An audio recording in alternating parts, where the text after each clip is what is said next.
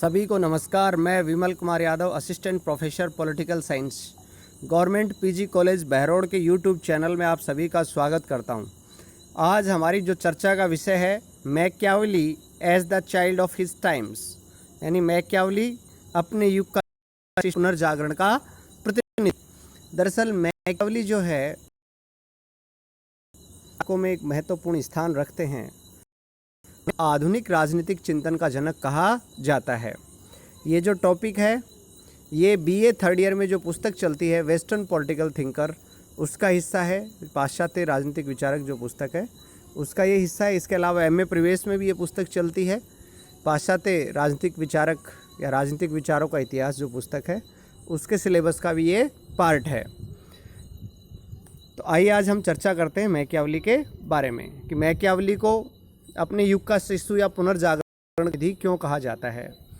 दरअसल प्रत्येक दार्शनिक और विद्वान जो होता है वो अपने युग का शिशु होता है, क्योंकि प्रत्येक विचारक पर, विद्वान पर जो उस समय परिस्थितियाँ होती हैं, जो हालात होते हैं, उस समय जो घटनाएं होती हैं या जो विचारधारा उस समय चलन में होती है, उसका देश काल और परिस्थिति का प्रभाव निश्चित रूप से प्रत्येक विचारक पर पड़ता है। लेकिन राजनीतिक विचारों के इतिहास में मैकियावेली को ही अपने युग की शिशु की संज्ञा दी गई है, क्योंकि इसका कारण यह है कि उस समय जो राजनीतिक, सामाजिक, आर्थिक और नैतिक विचार थे उनकी सबसे अधिक छाप, सबसे अधिक स्पष्ट रूप से मैकियावेली पर दिखाई पड़ती है। उस पर अपने युग का रंग सबसे ज़्यादा चढ़ा हुआ है, इसीलिए उसे अपने युग का शिशु कहते हैं। मैकियावेली का जो युग था वो पुनर्जागरण का युग था, इस कारण उसे पुनर्जागरण का प्रतिनिधि भी कहा जाता है। और अपने युग से जितना मैकियावेली प्रभावित हुआ शायद उतना कोई दूसरा विचारक हुआ हो। और शायद अगर हम उठाएंगे राजनीतिक विचारों के इतिहास को तो हम देखेंगे कि उस मैकियावेली ने अपना संपूर्ण लेखन कार्य केवल और केवल उस समय की परिस्थितियों के आधार पर किया है। मैकियावेली यदि इटली में कहा जाता है कि 15वीं सदी में नहीं पैदा होता तो शायद राजनीतिक दर्शन में उसे वो स्थान प्राप्त नहीं होता जो उसे आज प्राप्त है। जैसे प्लेटो, अरस्तु, उनके अगर हम उनको अध्ययन करते हैं तो उनके ऊपर भी उनके युग का प्रभाव दिखाई पड़ता है। जैसे अरस्तु जैसा महान विचारक जब कहता है कि दास्ता उचित है, दास्ता प्राकृतिक है, तो निश्चित रूप से वह अपने युग की परिस्थितियों से प्रभावित है। तो वो भी अपने उस समय की परिस्थितियों से प्रभावित हुए, लेकिन उनको राजनीतिक दर्शन में अपने युग का शिशु नहीं कहते। मैकियावेली को अपने युग का शिशु कहा जाता है, क्योंकि मैकियावेली न केवल उस समकालीन परिस्थितियों से प्रभावित हुआ था बल्कि उन परिस्थितियों के दोषों को भी स्पष्ट किया था और उन समस्याओं के समाधान के सुझाव भी उसने बताए थे। अब मैकियावेली की प्रमुख पुस्तकें कौन सी है, ये कई कंपटीशन में आता है। और एक बार मैं एसएससी के एग्ज़ाम में अपीयर हुआ था, उसमें पूछा गया था द प्रिंस पुस्तक के लेखक कौन हैं। वो एक जीके का एग्ज़ाम था और उसमें जीके वाले पार्ट में पूछा गया था द प्रिंस पुस्तक के लेखक कौन है। तो आपको याद रखना है द प्रिंस पुस्तक के लेखक हैं। एक प्रसिद्ध पुस्तक है, ये मैकियावेली की पुस्तक है। इसके अलावा उन्होंने लिखी discourses on the 10 book of Livy, art of war, history of Florence. ये सब पुस्तकें जो हैं वो मैकियावेली के द्वारा लिखी गई हैं। आर्ट ऑफ वार भी इनकी एक अच्छी पुस्तक है। Discourses on the 10 book of Livy भी इनकी बहुत बढ़िया पुस्तक है। डनिंग का एक प्रसिद्ध कथन है कि ये प्रतिभा संपन्न वासी फ्लोरेंस का निवासी वास्तविक अर्थों में अपने युग का शिशु था। अब अपने युग का शिशु मैकियावेली को किसने कहा है? डनिंग ने कहा है। आपको ये कथन ध्यान में रखना है, क्योंकि आप पॉलिटिकल साइंस के विद्यार्थी हैं तो आप कंपटीशन में ये पूछा गया है कि मैकियावेली को अपने युग का शिशु किसने कहा है। ये आपको याद रखना है, प्रोफेसर डनिंग ने कहा है। सेबाइन ने क्या कहा है? सेबाइन ने कहा है इटली को जितना अधिक मैकियावेली जानता था उतना अधिक और कोई नहीं जानता था। जोन्स का कहना है कि मैकियावेली फ्लोरेंस और पुनर्जागरण का शिशु था। अब अगर क्वेश्चन आता है मैकियावेली को पुनर्जागरण का शिशु किसने कहा है, तो आपको याद रखना है मॉरिस जोन्स। किसने कहा है? मॉरिस जोन्स ने। अपने युग का शिशु डनिंग ने कहा है और पुनर्जागरण का शिशु किसने कहा है? जोन्स ने कहा है। तो मैकियावेली को पुनर्जागरण का शिशु या पुनर्जागरण का प्रतिनिधि क्यों कहते हैं, उसके निम्न कारण हैं। सबसे पहले बात करते हैं पुनर्जागरण आंदोलन की। रेनेसां जिसको कहते हैं, पुनर्जागरण 2 शब्दों से बना है। पुनः जागना, पुनः जागना का मतलब मध्य युग जो था, यूरोप के अंदर जो मध्य युग था उसे अंधकार का युग कहा जाता है, क्योंकि हर जगह धर्म की छाया पड़ी हुई थी। तर्क का, बुद्धि का, विज्ञान का, साहित्य का, कला, संस्कृति, इनका प्रभाव इतना ज़्यादा नहीं था, हर जगह धर्म का प्रभाव दिखाई देता था। उस समय पोप की मनमानी बढ़ चुकी थी, अब लोगों की पोप में आस्था भंग होने लगी थी। और ये जो लोग पुनर्जागरण जो हो रहा था, लोग उस महान नींद से जो जाग रहे थे, उस पुनर्जागरण का केंद्र था फ्लोरेंस।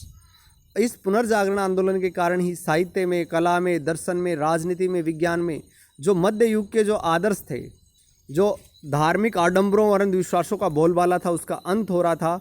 और जो प्राचीन रोम और यूनान के आदर्श थे, उसमें लोगों की आस्था बढ़ रही थी।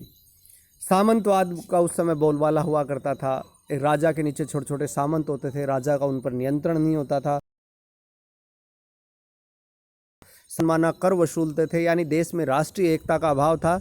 लेकिन पुनर्जागरण आंदोलन के कारण सामंतवाद का अंत होकर राष्ट्रीय राज्यों की स्थापना हो रही थी। राजनीति में धर्म का बोलबाला था, लेकिन पुनर्जागरण आंदोलन के कारण राजनीतिक क्षेत्र से धर्म और नैतिकता, चर्च और बाइबिलवाद का प्रभाव खत्म हो रहा था। पोप की जो निरंकुश धार्मिक सत्ता और नैतिकता थी, उससे लोगों का विश्वास उठ गया था और इसके स्थान पर लोग जो थे, बुद्धि के आधार पर, विवेक और तर्क के आधार पर सोचने लग गए थे।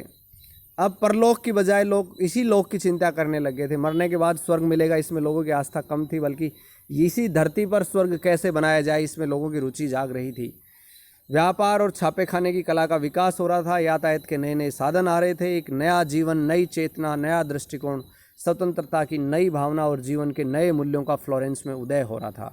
तो ये जो मैकियावेली जो था, वो फ्लोरेंस में पैदा हुआ, फ्लोरेंस में पला बढ़ा, तो निश्चित रूप से फ्लोरेंस के पुनर्जागरण आंदोलन का प्रभाव उसके ऊपर पड़ा था। मध्य युग के प्रभाव से पूर्ण मुक्ति वह चाहता था। तो इसी के कारण मध्ययुगीन धार्मिक और नैतिक मान्यताओं से मुक्त होकर उसने प्राचीन इतिहास का अध्ययन किया और उसी के आधार पर राजनीतिक क्षेत्र नए विचारों का प्रतिपादन किया। मॉरिस जोन्स ने कहा भी है कि उसकी पुस्तकों में हमें उसके युग की वास्तविक स्थितियों के दर्शन होते हैं। उसने बताया कि धर्म की बजाय व्यक्ति का महत्व है, व्यक्ति का अपना एक सौंदर्य है, व्यक्ति की बुद्धि का, तर्क का, सांसारिक मर्यादा का अपना एक महत्व है। उसने उद्गमनात्मक पद्धति यानी आगमनात्मक पद्धति, जो वैज्ञानिक चिंतन को बढ़ावा देने वाली पद्धति है, उस पर जोर दिया। उसने देश प्रेम की भावना पर जोर दिया। उसने कहा कि पोप हम लोगों को बांट रहा है। उसने परलोक के बजाय इसी लौकिक उद्देश्यों की उपलब्धि का औचित्य साबित किया।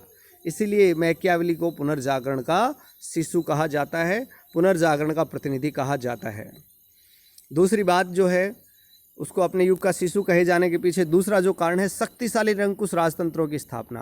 कहने का मेरा मतलब ये है कि जब मैकियावेली का जब आविर्भाव हुआ, उदय हुआ, तो उस समय जो कॉन्सलियर मूवमेंट था, परिषदीय आंदोलन समाप्त हो गया था और जो शक्तिशाली शासक थे उन्होंने सामंतवाद को ख़त्म कर दिया था और निरंकुश राजतंत्र स्थापित कर दिए थे। पश्चिमी यूरोप के ज़्यादातर राज्यों में सत्ता सामंतों के हाथ से निकलकर राजाओं के हाथ में आ गई थी। चर्च का प्रभाव धीरे धीरे कम किया जा रहा था और राजा मजबूत होने लगे थे। लेकिन इटली के हालात बहुत ख़राब थे उस समय। लेकिन इंग्लैंड की बात करें तो इंग्लैंड में हेनरी सप्तम, फ्रांस में लुई एकादश, चार्ल्स अष्टम और लुई द्वादश ने, स्पेन में फर्डिनेंड ने शक्तिशाली राजतंत्र स्थापित कर लिए थे। यानी उन्होंने देश को एक कर दिया था, राष्ट्रीय एकता को बढ़ावा दिया था। एक शक्तिशाली राजा के नेतृत्व में वहाँ जनता जो है तेज़ी से राष्ट्रीय एकता की भावना की पैरोकार बन चुकी थी। जनता में राष्ट्रीयता का विकास हो रहा था, देश मजबूत बन रहा था। ये सारे के सारे राज्य, इंग्लैंड, फ्रांस, स्पेन, दिन ब दिन शक्तिशाली और समृद्ध हो रहे थे। सबल राजतंत्र स्थापित हो रहा था। राजनीति के क्षेत्र से धर्म को धकेला जा रहा था। पोप के प्रभुत्व को चुनौती दी जाने लगी थी। धर्म और नैतिकता को राजनीति से अलग किए जाने का बल दिया जाने लगा था। लेकिन इटली जो था, इटली की हालत बहुत ख़राब थी। तब मैकियावेली ने अपनी पुस्तक द प्रिंस में एक ऐसे शासन की कल्पना की कि इटली की सारी राजनीतिक शक्ति का जो केंद्रीयकरण कर सके, इटली में भी एक शक्तिशाली राजतंत्र स्थापित हो। जो टुकड़ों में बटा हुआ इटली है, जो सामंतों के और पोप के प्रभाव में जकड़ा हुआ है, इसे उससे मुक्ति मिल सके और जनता में राष्ट्रीयता, देशभक्ति की भावना का विकास हो। और ये कार्य कोई मजबूत जो है शासक ही कर सकता है। मजबूत राजतंत्र के द्वारा ही ऐसा किया जा सकता है। अब तीसरा जो अपने युग का शिशु क्यों कहा जाता है, उसका कारण है इटली का राजनीतिक विभाजन और उसकी दुर्दशा। दरअसल जैसा कि मैंने आपको बताया कि जब इटली बटा हुआ था उस समय इंग्लैंड, फ्रांस, स्पेन, इसके अंदर राष्ट्रीय एकीकरण की प्रक्रिया पूरी हो गई थी और पूरे देश में एकता की भावना बलवती हो रही थी। इन शक्तिशाली राज्यों की तुलना में इटली उस समय 5 टुकड़ों में बटा हुआ था। वो 5 टुकड़े इटली के कौन कौन से थे? नेपल्स का राज्य, मिलान का राज्य, रोमन चर्च का क्षेत्र, वेनिस गणराज्य और फ्लोरेंस का गणराज्य। ये 5 राज्य उस समय थे और ये राज्य जो थे आपस में लड़ते रहते थे। नेपल्स वाले मिलान वालों से, वेनिस वाले उनसे लड़ते रहते, या फ्लोरेंस वाले एक दूसरे पर आक्रमण कर देते। तो ये जो थे आपस में राज्य संघर्ष करते रहते थे और पोप जो है इस संघर्ष का फ़ायदा उठाता था। पोप जो ईसाइयों का सबसे बड़ा धर्मगुरु था, वो इसका फ़ायदा उठाता था। तो वो कभी फ्रांस को, कभी स्पेन को, कभी इटली को इस बात के लिए उकसाता, इटली के जो राज्य थे ये, इनको आपस में लड़ाता रहता और इस बात के लिए उकसाता कि ये एक दूसरे पर आक्रमण करते रहें। तो इसके कारण इटली में फूट थी, गृह युद्ध था और विदेशी व्यक्तियों का शासन चल रहा था। कहने का मतलब इटली की हालत बहुत ख़राब थी। लगातार संघर्ष ने देश को कमज़ोर बना दिया था। आप जो शक्तिशाली पड़ोसी थे वो बार बार इटली का शिकार कर रहे थे और फ्रांस और स्पेन की आँख ही हमेशा इस बात पर लगी रहती थी कि भाई कब मौका मिले और कब इटली को डस लिया जाए। मैकियावेली वास्तव में एक सच्चा देशभक्त था। वह चाहता था कि फ्रांस की भांति एक शक्तिशाली राष्ट्रीय राजा आए, एक ऐसा प्रिंस आए जो इटली के राज्यों का एकीकरण कर दे। द प्रिंस पुस्तक में उसने ऐसे ही एक शक्तिशाली राजा की कल्पना की है ताकि इटली के अंदर जो अराजकता थी, जो गृह युद्ध था, जो अशांति थी, उसको नियंत्रित किया जा सके और विदेशी आक्रमण से देश की रक्षा हो सके। इसी कारण उसने जो पुस्तक जो थी द प्रिंस, उसकी रचना की थी।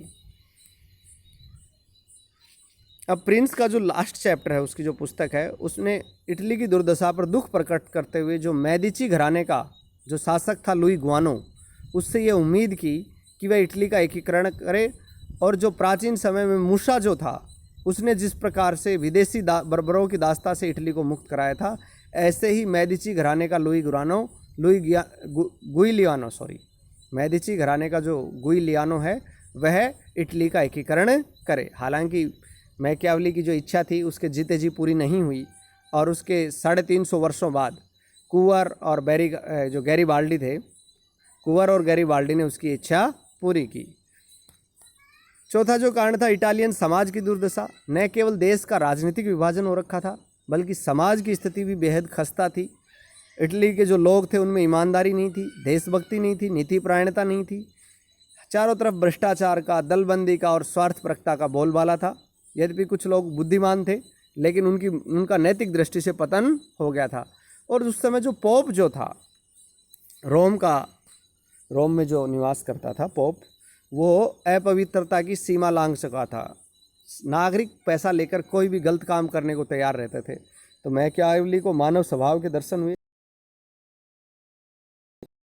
प्राणी है, तो चाहता था कि स्वभाव से दुष्ट प्राणी को नियंत्रित करने के लिए एक निरंकुश राजा होना चाहिए और वो राजा शक्तिशाली होगा तभी ऐसे मनुष्यों को नियंत्रित कर सकेगा। तो उसने देश के एकीकरण के लिए वह शक्ति का पुजारी बना और एक राष्ट्रीय सेना की स्थापना को आवश्यक बनाया। उसने समाज इतना पतन में जा चुका था उसको देखते हुए उसने गणतंत्रीय शासन प्रणाली की सिफारिश नहीं की, बल्कि इटली के लिए उसने एक निरंकुश राजा की आवश्यकता महसूस की जो देश को सबल बना सके, देश को संगठित कर सके।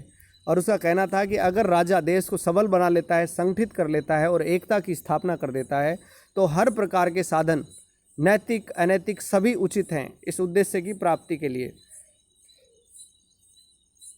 उसने अपने युग की सामाजिक दुर्दशा पर काबू पाने के लिए कहा कि राजा जो है उसके लिए छल कपट करना आवश्यक है। वो कहता था कि राजा में शेर का साहस और लोमड़ी की चालाकी होनी चाहिए। अब ये इतिहास प्रसिद्ध कथन है, कई एग्जाम्स में ये आ चुका है कि ये किसका कथन है कि राजा में शेर का साहस और लोमड़ी जैसी चालाकी होनी चाहिए।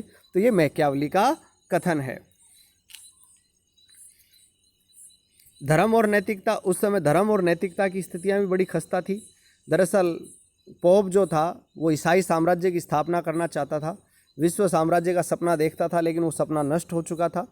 पोप का जो खुद के कुक्रम और उसका जो विलास अय्यासी से भरा जीवन था उसके कारण लोगों के हृदय में धर्म के प्रति विश्वास और श्रद्धा समाप्त हो गई थी।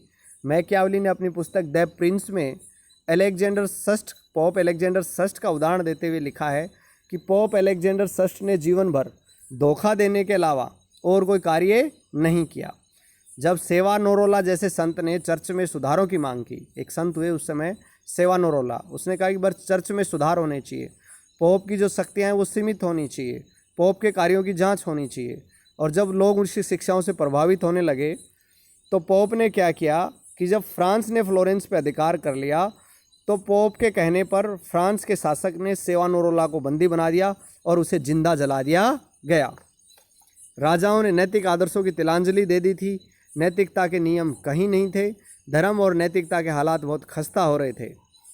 तो इसलिए मैकियावेली ने उस समय इतिहास प्रसिद्ध बात कही कि राजनीति से धर्म और नैतिकता का पृथक्करण होना चाहिए, यानी धर्मनिरपेक्ष राजनीति का सूत्रपात करने का श्रेय मैकियावेली को दिया जाता है। वह पहला विचारक था जिसने कहा कि राजनीति में धर्म और नैतिकता का कोई स्थान नहीं होना चाहिए, उसका हस्तक्षेप नहीं होना चाहिए। वह राष्ट्रीय राज्य होना चाहिए, मजबूत होना चाहिए। राज्य के अस्तित्व को बनाए रखने के लिए नैतिकता के और धर्म के सिद्धांतों की चिंता राजा को नहीं करनी चाहिए, और अगर जनता के कल्याण के लिए इन सिद्धांतों की अवहेलना करनी पड़े, धर्म को तिलांजलि देनी पड़े, नैतिकता को छोड़ना पड़े, छल कपट करना पड़े, तो भी राजा को ऐसा करना चाहिए।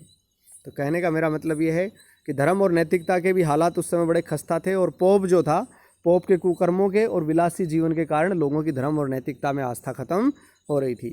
छठा जो है मानव स्वभाव संबंधी धारणा।